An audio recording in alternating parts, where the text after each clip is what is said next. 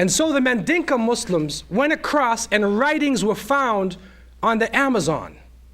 All along the Amazon, mounds were found with Mandinka writing, talking about their journey and how they went along the Amazon into Central America, into the southwest of the United States. And Leo Weiner, in his book Africa and the Discovery of America, another Harvard University scholar, came forth with proof to show that these African Muslims came into the United States and actually were in the southwest, and the mounds in the southwest are showing elephants.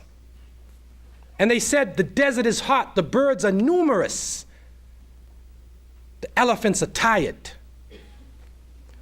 And they went up the Mississippi.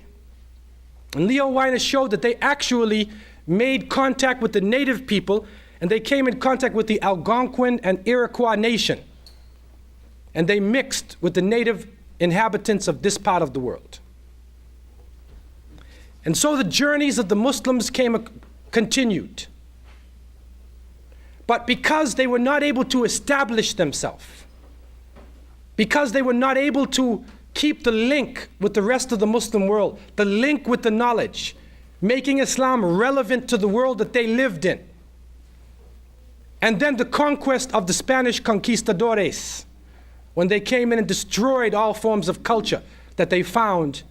Because of this, we have no traces of them except for these few writings of the scholars, and now it is being unearthed, the writings in different parts of America.